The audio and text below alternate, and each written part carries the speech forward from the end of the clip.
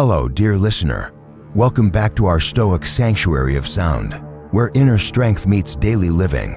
I'm Stoic Warrior, your guide on this journey through the timeless insights of Marcus Aurelius, Seneca, and Epictetus. Today, we're exploring a theme that cuts to the heart of human connection: loyalty in relationships. Why is loyalty tested? What hidden forces strain our bonds of trust? And how can Stoic wisdom help us navigate these tests with grace and resilience? These are questions worth pondering because relationships are our greatest mirror to inner strength. They expose our vulnerabilities, challenge our convictions, and ultimately offer the chance to practice true virtue. So settle in, perhaps with a warm cup of tea or coffee, and let's embark together. I invite you to listen not just with your ears, but with your mind and heart as well. Let each story, each reflection, speak directly to the core of your own experiences. Part 1. The nature of loyalty. What exactly do we mean when we speak of loyalty in today's world? The term often conjures images of unwavering support, sticking by someone during both triumph and tribulation. Yet for the Stoics, loyalty transcends emotion. It is a virtue to be cultivated, a deliberate alignment of one's actions with the highest principles of justice, courage, and wisdom. Marcus Aurelius urges us to remember that what is not good for the hive is not good for the bee. Loyalty, then, is our affirmation that each person in our circle is part of a larger whole, deserving of respect and protection not merely as individuals, but as integral members of our shared human community. Seneca deepens this notion by distinguishing between mere habit and authentic devotion. He writes in his letters to Lucilius, "True friendship and loyalty flourish not in ease, but in the furnace of adversity." Think for a moment. How often have you celebrated with friends in moments of joy, only to find yourselves drifting apart when difficulty strikes? That seamless comfort in calm waters is not loyalty.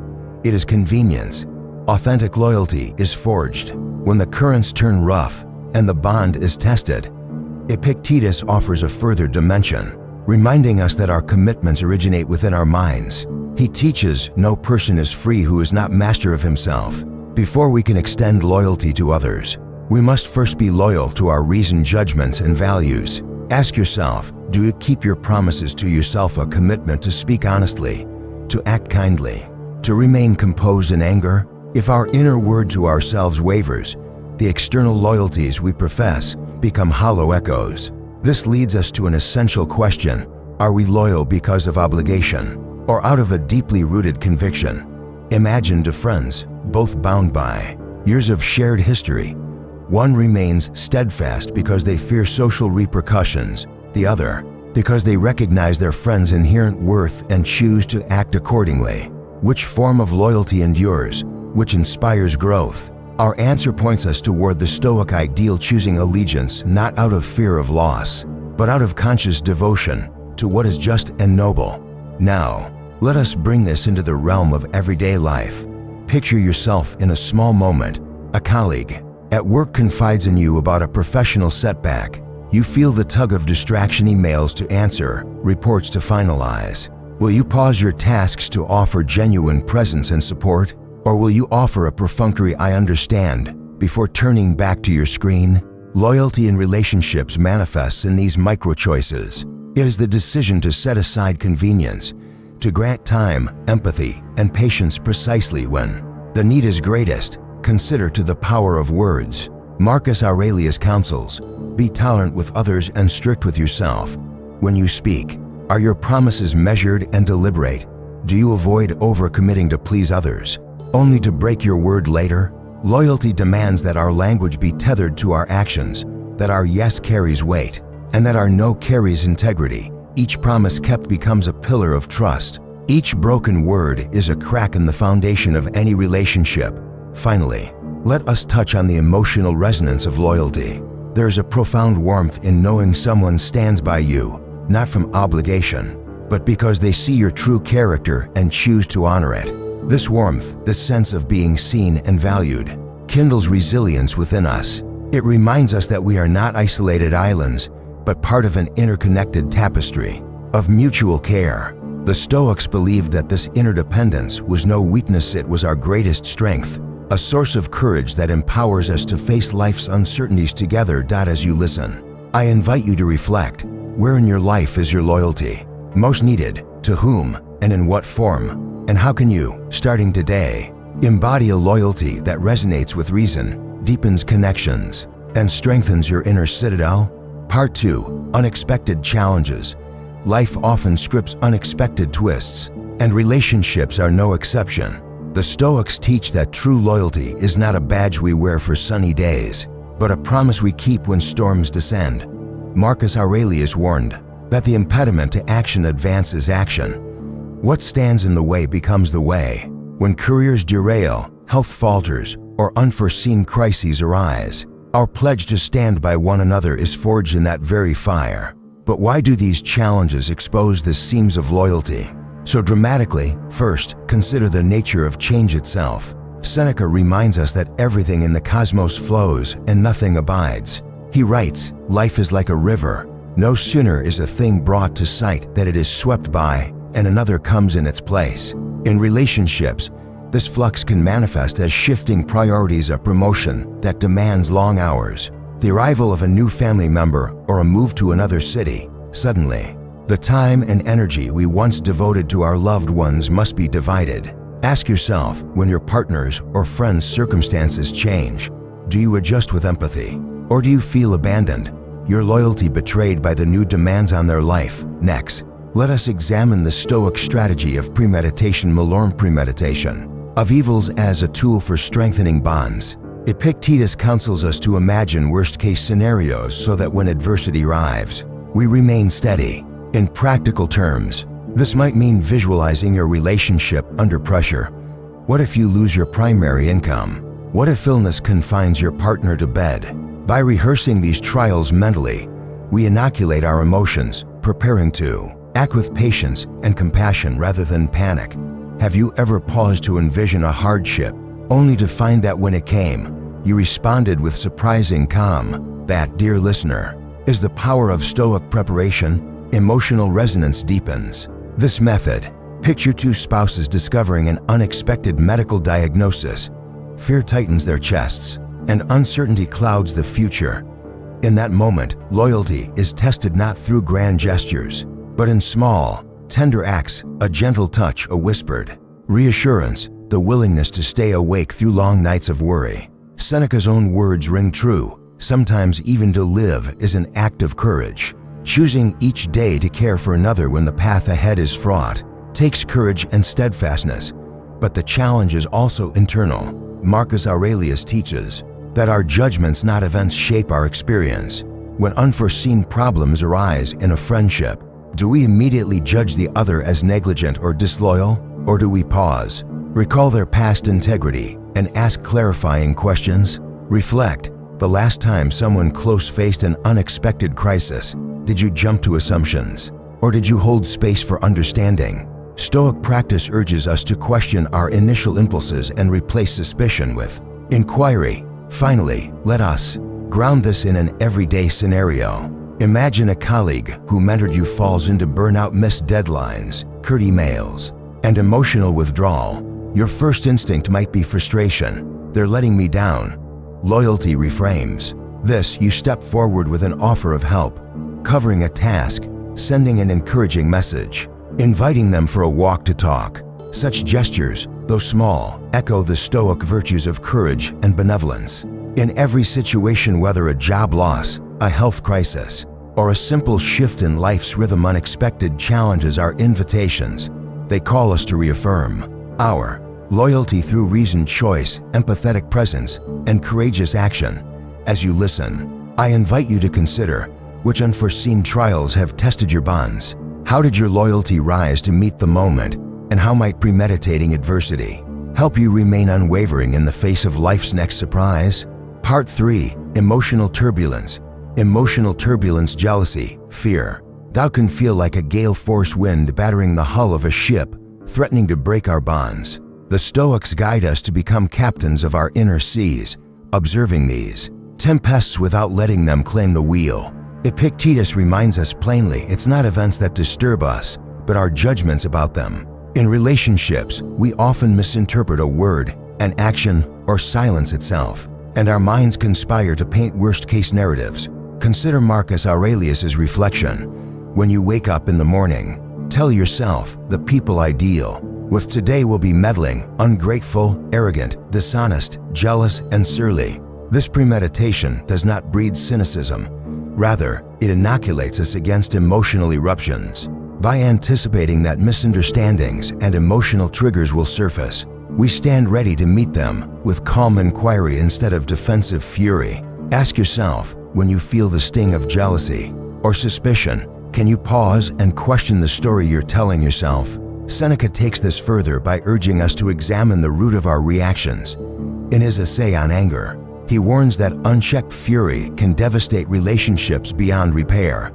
Be forgiving of others, not because they deserve forgiveness, but because you deserve peace, he writes. Reflect on the last time you felt betrayed, perhaps by a partner's forgotten promise or a friend's thoughtless comment. Did you respond in kind, escalating tension, or did you choose to breathe, inquire gently, and seek the truth before passing judgment? To ground this in our daily lives, imagine a scenario. You discover your partner glanced at someone else's social media post with admiration. A pang of jealousy strikes you, feel undervalued and insecure, and immediately assume betrayal. The mind's machinery shifts into overdrive, replaying imagined scenarios. Here, Stoic practice calls for practice distance. Recognize the emotion. Jealousy, as if it were a bird flying overhead, separate from your true self. Then ask, what is within my control? You cannot control another's fleeting glance, but you can control your response, choosing curiosity over accusation. I noticed you paused on that photo. What caught your eye? This pause, this question, transforms potential conflict into deeper understanding. Emotional turbulence also rises in our self-doubt. Epictetus teaches that self-esteem based on external approval is a shaky foundation. If your loyalty to another hinges on constant validation, you risk collapsing. When praise dries up, instead, anchor your sense of worth in your reasoned values: honesty, compassion, reliability.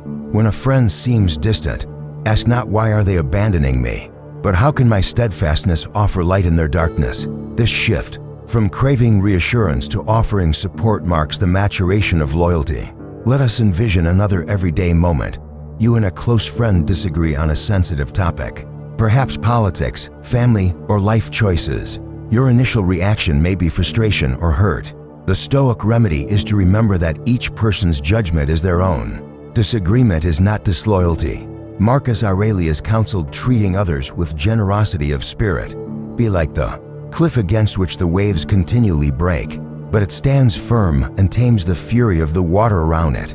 Here, steadfast calm becomes an anchor, allowing the relationship to weather the debate without fracturing. Finally, let the emotional resonance of these practices sink in. There is profound serenity when we no longer ride every wave of feeling.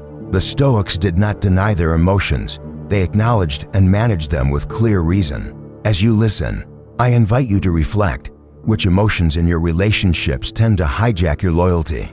How can you practice pausing, observing the feeling, questioning your judgments, and choosing a response aligned with virtue? By steering with mindful calm, your loyalty will transform from reactive impulse to resilient commitment. Part 4. External influences. External influences: family expectations, societal pressures. Cultural norms act like gusts of wind against the walls of our most intimate bonds. Marcus Aurelius instructs us that other people's opinions are neither good nor bad, they are mere judgments. Yet when the gale of public opinion or family demands shakes our convictions, loyalty can feel perilously unstable. What does it mean to hold to someone when every voice around you whispers otherwise? Seneca offers guidance. We should every night call ourselves to an account. What infirmity have I mastered today? What passions are opposed? What temptation resisted? In relationships, this self-audit helps us distinguish between loyalty rooted in rational choice and loyalty built on the shaky ground of external validation. When your community disapproves of your partner's career choice, or friends question your dedication to a long-distance romance, pause and reflect.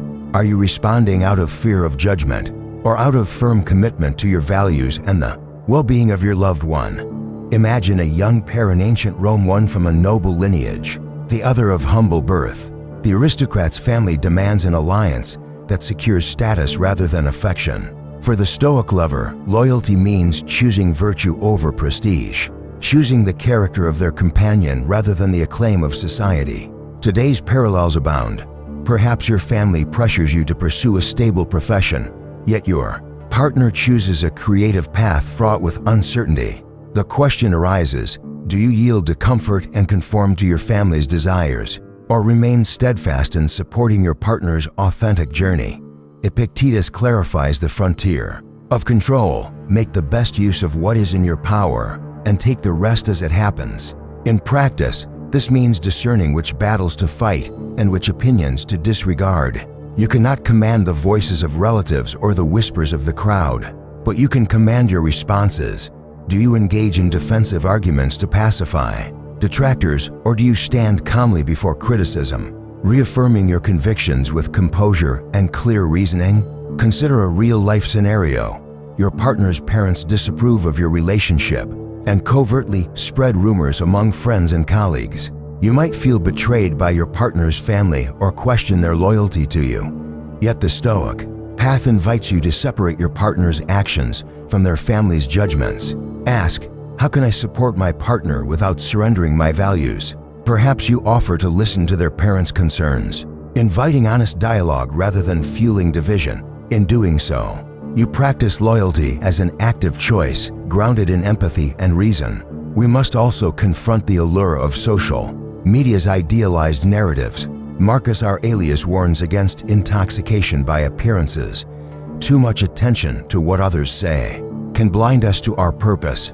When timelines glow with picture-perfect relationships and glowing testimonials of loyalty, self-doubt can creep in. But remember, loyalty is not measured by the volume of public declarations, but by the quiet consistency of our actions behind closed doors. Reflect, do you seek validation through performative gestures, or do you cultivate genuine support that may go unnoticed by the world? The emotional resonance here is profound. It requires courage to remain unwavering when surrounded by dissent. Seneca reminds us that difficulties strengthen the mind, as labor does the body. Each moment you choose loyalty over convenience, even when the world seems opposed, you temper your soul like steel, forging a bond that no external force can easily sever. So I pose these questions to you, dear listener. Which external influences weigh heaviest on your relationships? How might you realign your focus from the cacophony of outside voices to the stillness of your reason? And how can you, in the face of skepticism, be it from family, peers, or social platforms, reaffirm your loyalty with quiet conviction and compassionate action? Part 5. Self-reflection and inner integrity. Loyalty, the Stoics affirm, begins at home within the fortress of our mind. Before we extend steadfastness outward, we must first be unwavering in our commitments to ourselves. Epictetus proclaims, "No man is free who is not master of himself." True self-mastery means aligning our thoughts, words, and actions with reasoned values so that our external loyalties are not fragile reflections, but robust expressions of inner integrity. Seneca invites us to undertake an evening audit. We should every night call ourselves to an account. What infirmity have I mastered today? What passions are opposed? What temptation resisted? In doing so, we shine a light on the shadows of procrastination, dishonesty, or impatience that weaken our resolve. Ask yourself, have you honored your promises? Rising at dawn for reflection, speaking with honesty, nurturing compassion before offering your time and loyalty to others? This disciplined self-interrogation forges the internal consistency upon which all genuine loyalties depend. Marcus Aurelius emphasizes that our inner word holds sacred power. No legacy is so rich as honesty. When we vow to uphold kindness, patience, and generosity, these vows form our moral DNA. Consider a scenario in daily life. You commit to speaking gently with a loved one, even when frustration simmers. The moment you catch yourself on the brink of harsh words and choose a calm tone, you reinforce your integrity. That single micro-decision ripples outward, affirming to others that your loyalty is not situational, but founded on unshakable principles. Yet self-reflection demands courage. It is uncomfortable to confront our shortcomings. Seneca warns, true happiness is to enjoy the present without anxious dependence upon the future. When we audit our actions, we must do so without self-condemnation, observing errors with kindness and resolve to improve. By acknowledging our failings, we build empathy for others' struggles, strengthening our capacity for loyal support. Let us examine the emotional texture of this practice. There is profound liberation in knowing that our loyalty does not hinge on another's behavior, but springs from our virtue. Epictetus clarifies, first learn the meaning of what you say, and then speak. When we utter "I will stand by you," that promise carries the weight of conscious intent. Feel the resonance of that promise, the quiet confidence that arises when your inner world is unwavering. In practical application, this might look like setting boundaries with compassion. Perhaps a friend repeatedly leans on you for emotional venting long past the point of a healthy exchange. Loyalty does not mean enduring harm. It means honestly stating your capacity. I care deeply, but I also need to care for myself. Upholding this boundary reflects loyalty to your well-being, which in turn sustains the relationship over time. We might also practice self-reflection through journaling. Marcus Aurelius himself kept his meditations as a living dialogue with reason.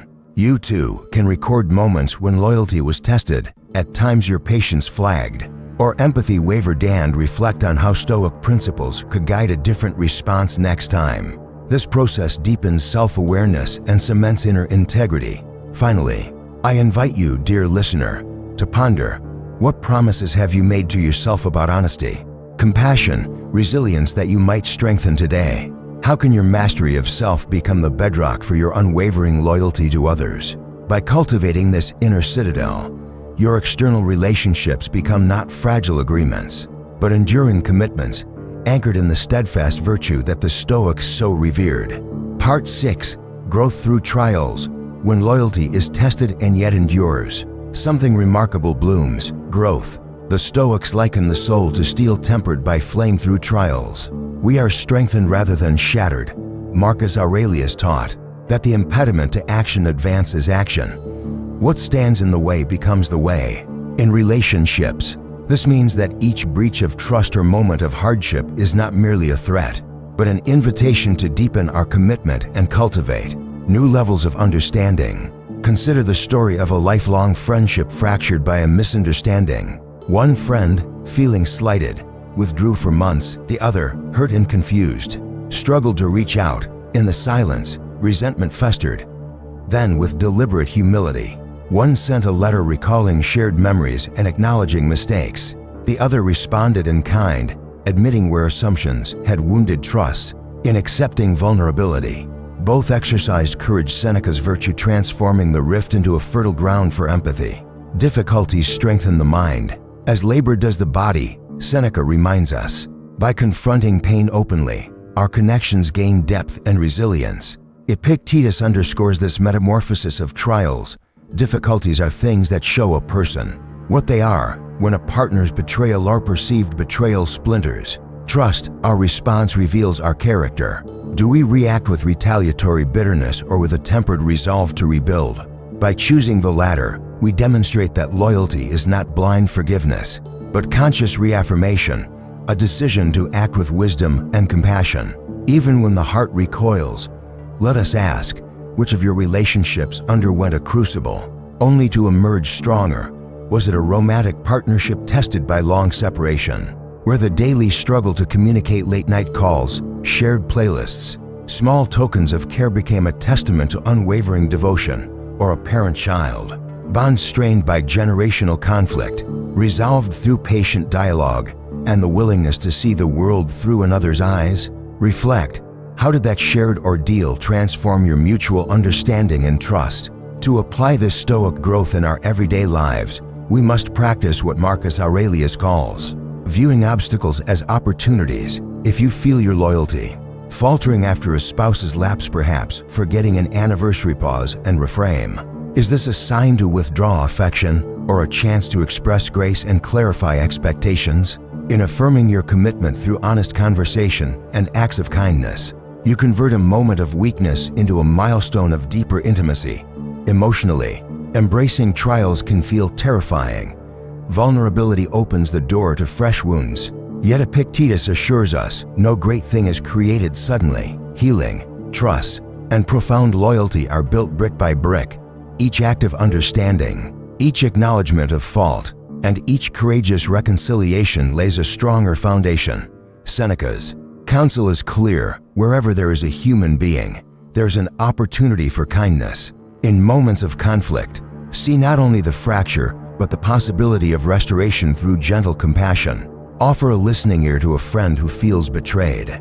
Write an apology to a partner you've hurt, or express gratitude to someone who stood by you when you faltered. Such gestures, though small, illuminate the path from trial to triumph. Finally, dear listener, I invite you to revisit a relationship that once felt broken. What lessons did you glean about loyalty, its fragility, its power, its potential for renewal? How might you honor that growth today by reaching out to someone in need of your steadfast presence? In remembering that every trial carries the seed of transformation, we anchor our loyalty not in perfection, but in the courage to grow together.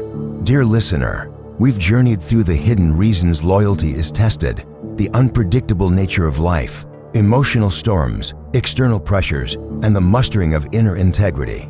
Yet each trial is an invitation to deepen our commitment, to practice virtue, and to emerge more steadfast. So I leave you with this: look inward, strengthen your inner citadel, anticipate adversity, observe your judgments, and choose your loyalties wisely. When tests come, as they inevitably will, remember that loyalty is not blind devotion, but a mindful, courageous adherence to what truly matters: justice, wisdom, and the bonds of virtuous friendship. Thank you for accompanying me today. If these reflections resonated, please share your experiences in the comments. When was your loyalty tested, and how did you respond? Until next time, stay grounded, stay true, and may your heart remain unwavering.